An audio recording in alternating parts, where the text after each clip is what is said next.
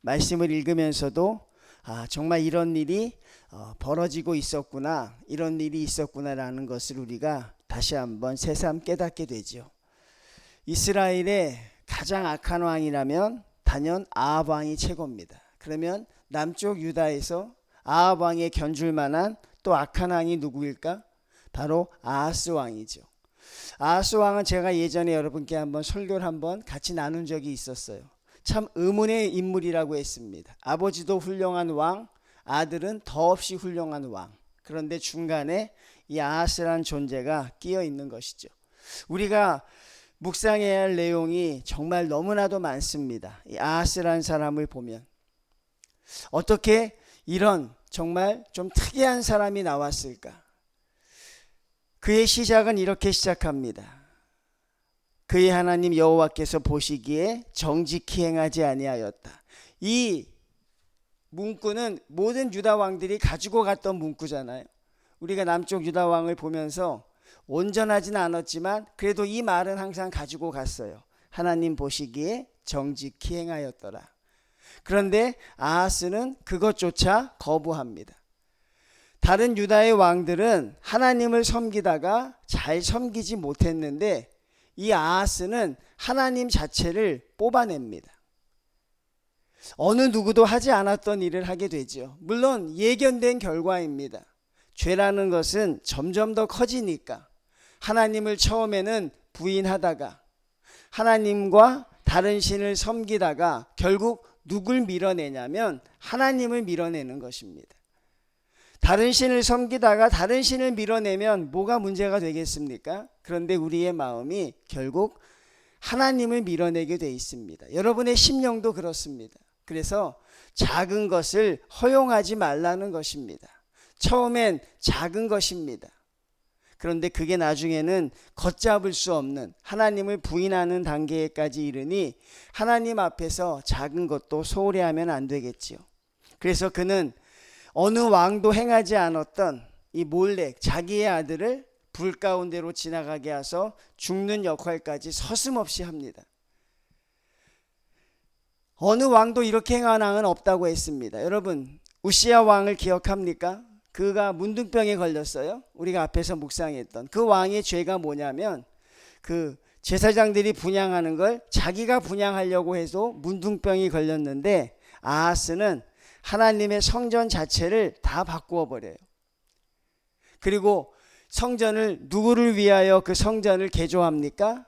놀랍게도 하나님이 아니라 아수르 왕에게 맞춤으로 성전을 맞춰주죠. 그러니까 우리가 말세를 생각해 보면 벌써 수천 년 전에 예언이 된 거죠. 마지막 때는 하나님이 아니라 아수르 왕을 향하여 하나님의 성전이 개조되고 있습니다. 바뀌어가고 있어요. 하나님을 모시던 제단을 치우고 아수르 왕을 위한 제단을 세웁니다. 그리고 더 이상 하나님을 위한 예배는 없습니다. 오늘 우리가 읽었던 말씀 중에 보면 12절 말씀에 아하스가 제사를 드리긴 하지만 철저하게 자기의 번제물이라고 되어 있습니다. 모든 사람이 다 나를 위하여 앉아 있는 것이에요. 여러분, 오늘날의 세상과 다르지 않잖아요. 저마다 하나님 앞에 나왔지만 결국 자기를 위한 예배를 드리고 있어요. 그리고 그것이 결국 성도들에게 있어서 그 마지막이 어떠함을 우리에게 보여주고 있는 것이죠. 예배는 하나님을 위한 예배인데 아하스가 그 전통을 깨버린 것입니다. 이제 아하스로 인하여서 남쪽 유다는 정확하게 멸망의 길로 향하고 있습니다. 더 이상 희망이 없는 모습을 보이죠. 바로 아하스가 그렇게 행한 것입니다. 이제 아하스로 인하여 남쪽 유다는 더 이상 회복의 기미를 보이지 않고 있습니다. 그 아들 히스기야가 몸부림을 쳤지만 도무지 감당해낼 수가 없게 되었죠. 자, 여러분, 그 다음 말씀 봅니다. 5절입니다. 이때가 언제냐면 아하스가 이렇게 배교의 행위를 하고 있을 때입니다. 여러분, 하나님이 가만히 계시겠어요? 하나님의 성전이 무너지고 하나님이 금하셨던 이방신을 섬기는 모습이 이렇게 횡행하는데 하나님이 가만히 계실 리가 없잖아요. 하나님이 어떻게 하셨을까요? 이때에 아람의 왕 르신과 이스라엘의 왕 르말라의 아들을 보내는 게 이게 하나님이 하신 거라고요. 이들의 정치적인 야망으로 남쪽 유다를 친 게 아니라 그 죄를 도저히 견딜 수가 없으니까 하나님이 이방 나라를 들어서 심판하듯이 아람과 이스라엘의 연합군을 보낸 건데, 결국 아하스는 그걸 전혀 깨닫지 못하고 어떻게 행합니까 여러분? 잠시도 망설이지도 않고 아수르에게 도움을 청합니다. 7절 말씀 볼까요? 아하스가 아수르 왕 디글랏빌레셋에게 사자를 보내 이르되 나는 왕의 신복이요 왕의 아들이라. 이제 아람 왕과 이스라엘 왕이 나를 치니 청하건대 올라와 그 손에서 나를 구원하여 주십시오. 성도가 하나님께 드리는 기도의 내용이지요. 하나님, 나를 구원하여 주십시오. 우리가 하나님께 드리는 기도의 내용인데 하나님이 아수르 왕으로 바뀌어 있습니다. 결국 무엇입니까? 하나님과 멀어지면 모든 것을 인간의 방법으로 해결하려고 한다는 것이죠. 하나님이 없습니다. 어떻게 이렇게 아수르 왕에게 할 수 있을까? 하나님에겐 전혀 무릎 꿇지 않던 아하스 왕이 나는 왕의 신복이요 아들입니다. 왕이여, 우리를 제발 구원하여 주십시오. 기도가 바뀌고 있습니다. 기도에 하나님이 보이지 않아요. 그리고 제가 늘 말했듯이 인간적인 방법으로 해도 형통함을 얻을 수 있다. 그런데 그게 어떤 순간입니까? 이제 하나님의 자녀에서 악한 사단의 자녀로 정확하게 체인지되는 시점입니다. 우리가 하나님의 길로 가지 않아도 형통하다면 여러분은 이제 하나님의 자녀에서 세상의 자녀로 탈바꿈하는 과정이라고요. 하나님께 구하지 않아도 세상이 주니 기도할 필요가 없잖아요. 그런 사람이 뭘 기도하겠습니까? 그리고 다행히 형통해요. 아하스도 그걸 누려요. 아수르가 와서 모든 걸 정리해 줍니다. 아람 왕을 죽이고 그리고 남쪽 유다에게 평화를 줍니다. 이제 아하스는 신이 났습니다. 이거구나. 이렇게 하면 내가 살 수 있겠구나. 그리고 그는 거기서 그치지 않고 아수르에 찾아가요. 왜? 감사의 인사를 드려야 하니까. 누구에게요? 아수르 왕에게. 이 전쟁을 승리하게 한 건 아수르 왕이니까. 그리고 거기 가서 그가 아수르 왕이 섬기는 신을 부러워하기 시작합니다. 참 마음이 아프죠 여러분? 하다 이제 아수르 왕이 섬기는 신을 부러워해요. 어떻게 저런 신을 섬길 수 있을까? 어떻게 저런 신이 이 나라에 있을까? 저 신을 배워와야겠다. 아하스가 참 여러분 이게 감당이 안 되는 왕이죠. 그래서 결국 아수르에 가서 그 제단의 모든 걸 오늘날로 말하면 핸드폰으로 사진을 찍습니다. 그리고 즉시 전송을 해요. 누구에게? 제사장 우리아에게. 이렇게 만들어라. 근데 제사장 우리아가 여러분 그 뜻이 뭐냐면 진실한 증인입니다. 이름이. 이사야가 이 우리아를 한번 극찬한 적이 있어요. 참 진실한 사람이라고. 근데 우리아는 왕이 보내주신 사진 앞에 답글을 보냅니다. 잘 만들어 놓겠습니다 하고. 전혀 거부감이 없어요. 모든 것이 무너지고 있습니다. 여러분, 교회가 무너지면 세상의 마지막 보루가 무너진다고 합니다. 성도들이 무너지면 세상에 저항선이 없어진다고 하는데 이 제사장이 이렇게 되고 있으니 이것이 얼마나 여러분 참담한 일이에요. 남쪽 유다는 반드시 망해야 합니다. 이렇게 행하는 사람들이 성공할 수 없잖아요. 망해야 하죠.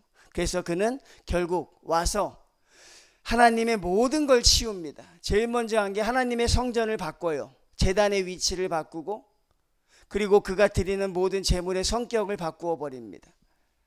하나님 앞에 이렇게 행한 왕이 전에도 후에도 없었다는 것이죠.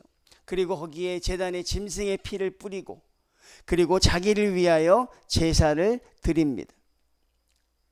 그리고 노따는 내가 하나님께 구할 때만 쓰겠다고 말합니다. 철저하게 하나님을 위한 성전이 아니라 누구를 위한 성전이에요? 한 사람 개개인을 위한 성전이 되고 있다는 것이죠. 성전들이 하나님의 성도들이 성전에 와서 하나님의 영광을 구하지 않고 자기의 영광만 구하고 가고 있다. 성도들이 하나님의 예배당에 와서 고개를 숙이면서 간절히 바라는 것은 하나님의 나라가 아니라 나의 나라이다. 이게 오늘날 우리의 것과 뭐가 다릅니까? 그래서 우리가 자꾸 강단에서 여러분에게 권면해 드리고 가르쳐 드리는 거예요. 그렇게 살면 안 된다는 것입니다. 그렇게 여러분이 형통함을 얻으면 안 된다는 것이고, 간절히 기도하기는 하나님의 뜻이 아니면 여러분이 형통함을 얻지 않기를 바란다는 것이죠. 그게 고통스럽지만 그게 훌륭한 성도의 길로 갈 수 있는 길이죠. 그리고 그는 아수르 왕을 위해서 성전을 다 바꾸어 내기 시작합니다. 나중에 아하스가 하다 무엇까지 하냐면요, 하나님의 성전을 폐쇄해버려요. 그것도 마음에 안 드는 거예요. 성전을 바꾸는 것조차도 양에 안 찬 거예요. 그래서 그가 그의 말년에 가게 되면 성전을 폐쇄합니다. 그리고 아하스가 이스라엘 백성들에게 아주 잘못된 생각을 하나 심어준 게 있어요. 그게 뭐냐면, 씻을 수 없는 상처가 된 게 뭐냐면, 하나님이 아니라 외세의 힘으로 어려움을 이길 수 있다. 이스라엘 백성들에게 그걸 심어준 거예요. 이제 하나님이 아니라 아수르 왕에게 재물을 주고 아수르에게 도움을 요청하면 그 왕이 하나님의 역할을 하여 준다. 여러분, 아하스가 얼마나 죄악된 인물인지 알겠어요? 멸망의 문을 열어 제꼈고, 그 다음에 그나마 기도하려고 하는 사람들에게 하나님께 기도하지 않아도 너는 내가 원하던 것을 얻을 수 있다라고 말합니다. 그런데 오늘날 우리가 살아가는 세상과 그렇게 다르지 않아 보인다는 거죠. 수천 년 전의 일이지만 말씀 하나하나를 분석해 보면 왜 거기에 내가 들어가 있는지, 왜 거기에 우리가 들어가 있는지 우리는 그것을 발견하게 되더라는 사실입니다. 하나님의 제사장이 이방신을 위한 제단을 만들고 있습니다. 오늘날 우리가 안타깝지만 또 보게 될 수 있는 모습이 되는 것이고, 이제 아하스는 하나님이 아니라 아수르를 택합니다. 그리고 잠깐의 형통함을 얻습니다. 그리고 이제 그는 하나님이 아니라 아수르의 노예로 살아갑니다. 뭘 보고 뭘 느끼십니까, 우리가 성도님들? 더 이상은 이렇게 하면 안 되는 것이죠. 이렇게 되면 우리에겐 희망이 없다는 것입니다. 여러분을 한번 돌아보시고 우리를 한번 돌아볼 수 있는 시간들이 되어야 합니다. 하나님의 제단 앞에서 나는 지금 누구를 위한 예배를 드리고 있는가? 혹시 나도 자기의 번제물과 자기의 제사를 드리고 있는 것이 아닌가? 하나님의 말씀이 걸림돌이 되어 내가 지금 치우고 있는 말씀들이 있는 것이 아닌가? 내가 내 편의대로 지금 하나님의 말씀과 또 예배를 내가 지금 내 스스로 바꾸어내고 있는가? 그렇다면 여러분, 우리는 하나님 앞에 가장 큰 불순종의 길에 서 있는 것을 알아야 합니다. 아하스 한 사람 때문에 남쪽 유다가 멸망의 길로 걸어갑니다. 그리고 이제 사람들은 기도하지 않는, 하나님께 구하지 않는 그런 모습으로 우리에게 다가오고 있는 것이죠. 우리가 하나님 앞에 늘 기도해야 합니다. 하나님 앞에 정직히 행하게 해달라고 기도하시고, 하나님 부족하지만 하나님의 자리를 떠나지 않는 성도가 되게 해달라고. 그래서 여러분 확실히 기억하셔야 합니다. 예배는 하나님을 위한 것이고 모든 성도들은 하나님의 은혜로 사는 것입니다. 그래서 여러분, 악인의 형통을 부러워하시면 안 돼요. 악인이 잘됨을 부러워하지 마시기 바랍니다. 하나님이 아닌 것으로 얻어낸 그들의 부러움을 여러분 우리가 좋아할 필요가 없어요. 그리고 여러분 맡은 바 자리에서 하나님의 은혜에 감사하신다면 여러분이 살아가게 될 10월은 분명히 하나님과 함께 동행하는 가장 의미 있는 한 달이었다고 우리가 고백할 수 있을 것입니다. 여러분을 돌아보시고 여러분에게 이런 모습이 있다면 오늘 여러분 다 제하시고 기쁨으로 한 달을 살아낼 수 있는 믿음의 성도들 다 되시기를 주님의 이름으로 축원을 드립니다.